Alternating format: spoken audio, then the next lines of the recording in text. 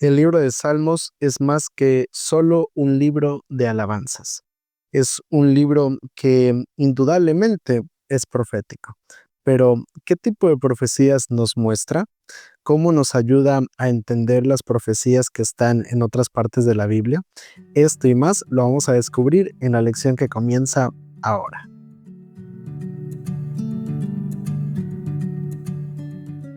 Hola, hola, ¿qué tal amigos? Me da mucho gusto saludarte y darte la bienvenida una semana más a esta serie titulada Presente 7. Gracias a Dios porque estamos ya en la lección número 8 para el 24 de mayo del año 2025 y el título de la lección es En los Salmos, primera parte. Y gracias, de verdad, muchas gracias por formar parte de esta comunidad, de esta familia aquí en este canal de YouTube. Quiero pues seguirte invitando. Estamos muy cerca de llegar a los primeros 500 suscriptores, así que nos sentimos muy contentos de que puedas formar parte de este proyecto. Y si eres nuevo en este canal o aún no te has suscrito, pues quiero invitarte a que lo hagas, a que te suscribas. Allí en la parte de abajo está el botón de suscribirse, a un lado la campanita de notificaciones, puedes activarla para que cada vez que subamos un video te llegue entonces la notificación. Y por supuesto, pues no te olvides de dejar tu like, de compartir y de comentar con nosotros. Y gracias, de verdad, muchas gracias por formar parte de esta comunidad. Y bueno, vamos entonces a esta lección que, como te decía, vamos a estar hablando acerca del libro de Salmos, y el texto para memorizar se encuentra en Apocalipsis capítulo 14 versículo 1. Dice allí la palabra de nuestro Dios: entonces miré y vi al Cordero de pie sobre el monte Sión, y con él 144,000 que tenían el nombre del Cordero y el nombre de su Padre escrito en sus frentes.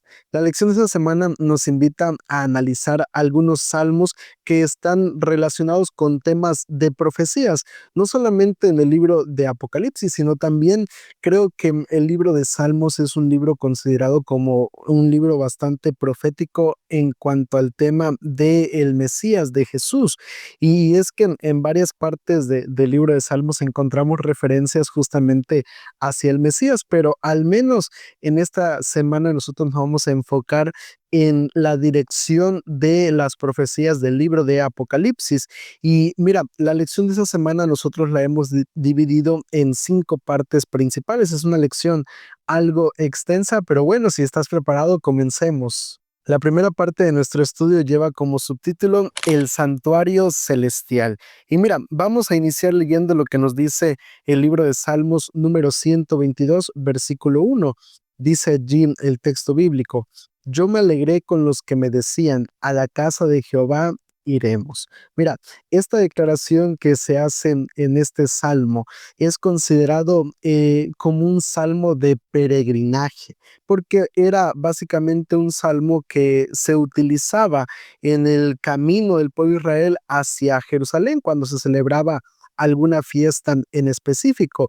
Y básicamente nos está haciendo referencia en este caso hacia el tema del templo, del santuario en este caso. Y mira, Hebreos capítulo 9 versículos del 11 al 12, vamos a comparar lo que nos dice allí el texto bíblico. Pero estando ya presente Cristo, sumo sacerdote de los bienes venideros, por el más amplio y más perfecto tabernáculo, no hecho de manos, es decir, no de esta creación, y no por sangre de machos cabríos, ni de becerros, sino por su propia sangre, entró una vez y para siempre en el lugar santísimo, habiendo obtenido eterna redención. Mira, comprender de manera amplia o por lo menos un poco más específica el papel que desempeñaba en este caso el santuario y cada uno de los ritos que se celebraban allí en el santuario nos permite tener una mejor comprensión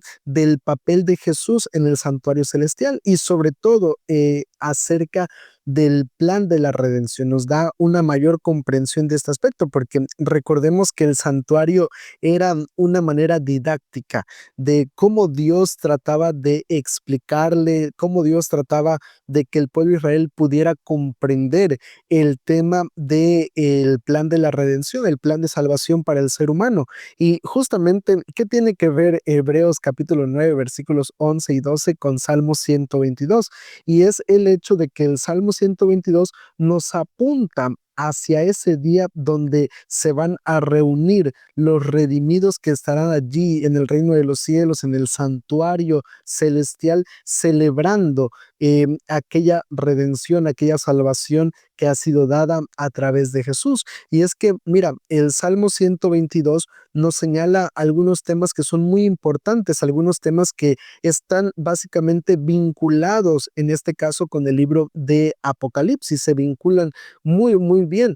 Por ejemplo, ¿cuáles serían esos temas que menciona en este caso el Salmo 122 y que están relacionados con el tema del libro de Apocalipsis y de la redención y de lo que se está haciendo en el santuario celestial? Número uno, la alabanza.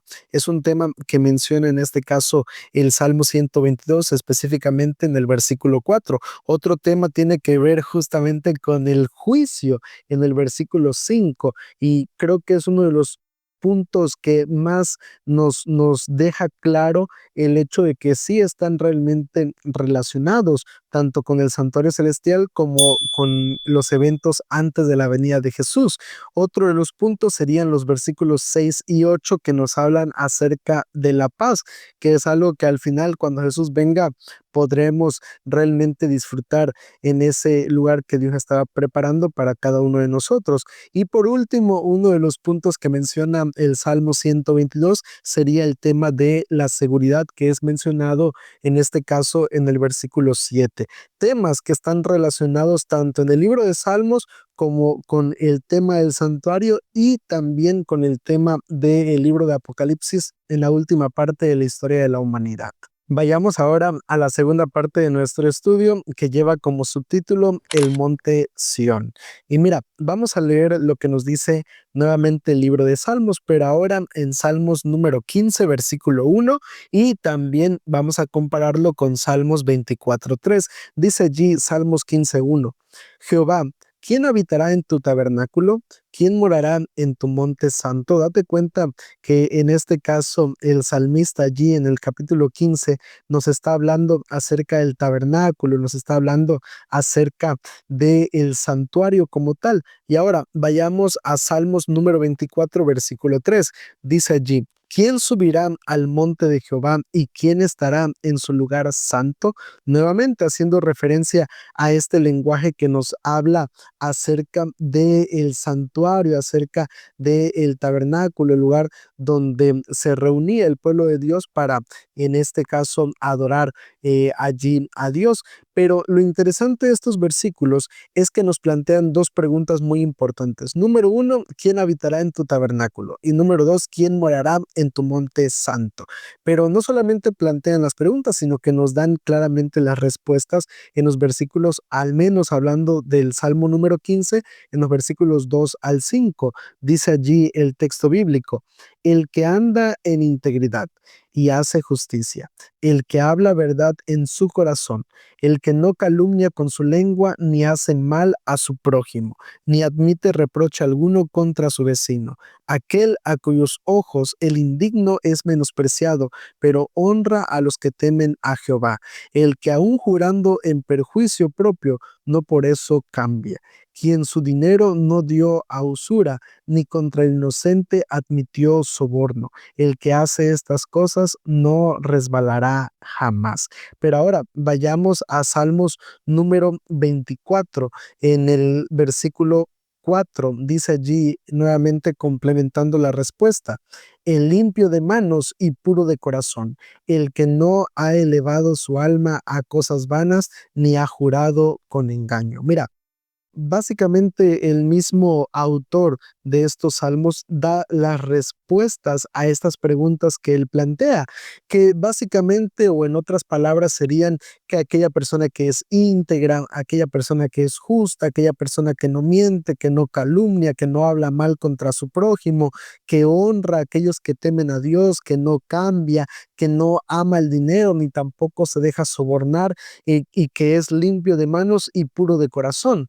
Esas son las personas que podrían estar en el monte santo, en el lugar santo de nuestro Dios, en aquel lugar que Dios está preparando para cada uno de nosotros. Pero cuando vemos esta lista de cosas que se esperan de aquellos que estarán allí en aquel día cuando Jesús venga, surge la pregunta, oyes, entonces, ¿quién realmente va a poder estar allí? Porque dime, mencióname el nombre de una persona que pudiéramos decir de alguna u otra manera que cumple con estas características que se buscan de estas personas que podrán estar en el monte santo de nuestro Dios. Realmente, pues es algo que si lo analizamos, si lo pensamos hablando humanamente, resulta algo imposible de poder encontrar una persona que cumpla con tales características. Sin embargo, Apocalipsis capítulo 14, versículo 1, nos amplía un poco más este punto. Dice allí el texto bíblico: Después miré y vi que el Cordero estaba de pie sobre el monte Sión, y con él 144,000 que tenían el nombre de él y el de su padre escrito en la frente. Mira, y no vamos a entrar tanto en detalle porque eso ya forma parte de la tercera parte de nuestra lección.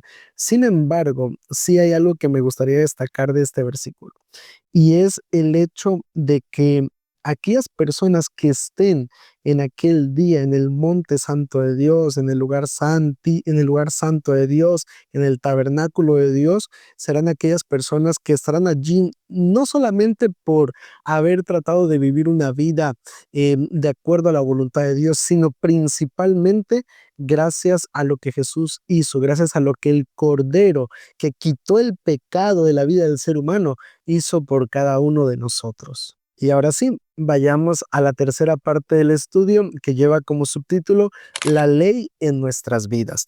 Y mira, tomando nuevamente como referencia el texto que leíamos hace un momento, Apocalipsis 14:1, después miré y vi que el Cordero estaba de pie sobre el monte de Sión, y con él 144,000 que tenían el nombre de él y el de su padre escrito en la frente. El remanente que está allí reunido en el monte Sión tiene un nombre escrito que no es cualquier nombre, que es en este caso el nombre del Cordero y del Padre. Pero en las Escrituras, el nombre de una persona era pues muchas veces asignado de acuerdo a las características de su nacimiento. Si nacía en ciertas circunstancias, pues se le asignaba algún nombre en específico. También muchas veces dependía de la relación que los padres tenían con Dios o la relación que los padres querían que su hijo tuviera con Dios. Pero otro de los puntos muy importantes es, y de las razones por las cuales se le asignaba un nombre a una persona en los tiempos bíblicos, era porque básicamente mostraba o nos hacía ver el carácter de esa persona o lo que podría llegar a ser el carácter de esa persona. Por eso es que el hecho de que estos 144,000, que no vamos a entrar tampoco en detalle de quiénes son los 144,000, porque ese es tema para otro video, otro momento, pero de alguna otra manera, esas personas que tienen ese nombre son personas que han grabado, en este caso, el carácter de Dios en su vida. Y mira, ¿por qué digo esto? Vamos a leer lo que nos dice Salmos número 119, versículo 55. Mira lo que dice allí el texto bíblico. Me acordé en la noche de tu nombre, Jehová, y guardé tu ley. Mira, cuando el salmista invoca el nombre de Dios, él está meditando en el carácter de Dios. Y entonces, como resultado de ese análisis, como resultado de ese pensamiento, siente en este caso el deseo de guardar la ley de Dios. O sea, Cuando hablamos del carácter de Dios, cuando hablamos del nombre de Dios, está íntimamente relacionado con la ley de Dios. Cuando hablamos acerca de que los 144,000 que estarán allí en el monte Sión, con el nombre de Dios escrito en su frente, con el nombre del Cordero escrito en su frente, nos estamos refiriendo a personas que han guardado la ley de Dios. Y esto nos lleva a otro texto más del Nuevo Testamento, Hebreos capítulo 10, versículo 16. Dice allí el texto bíblico, Hebreos 10, 16. Este es el pacto que haré con ellos. Después de aquellos días, dice el Señor, pondré mis leyes en sus corazones y en sus mentes las escribiré. El deseo de Dios es que justamente podamos atesorar su ley, no solamente de la parte externa, solamente a través de nuestros actos que aparentemente muestran allí la observancia de la ley, no, sino que también Dios desea que podamos atesorarlo y guardarlo en nuestro corazón, en nuestra mente, que el guardar la ley de Dios forme parte de nuestro carácter. Pero ahora, quisiera plantearte una pregunta y leerte allí en los comentarios. Te invito a que comenten, nos escribas allí cuál es tu opinión con respecto a esto. Si nosotros predicamos y enseñamos que somos salvos por la fe, ¿cuál es entonces la importancia de la ley de Dios? ¿Por qué es tan importante cuando hablamos acerca de la ley de Dios? ¿Por qué, si somos salvos por la fe, por qué Dios dice que quiere escribir su ley en nuestra mente y en nuestro corazón? Me gustaría leer tu opinión allí en los comentarios y te invito a que lo escribas. Y vamos a ir con esto a la cuarta parte de nuestra lección, que lleva como subtítulo Contrastes. En esta cuarta parte de la lección vamos a analizar el Salmo número 5, que nos muestra un marcado contraste entre aquellas personas que siguen fielmente a Dios y aquellos que son rebeldes a su voz. Y mira, vamos a analizar algunos versículos que nos dan aquí el Salmo número 5. Vamos a ver primero el verso 4. Dice allí el texto bíblico, porque tú no eres un Dios que se complace en la maldad.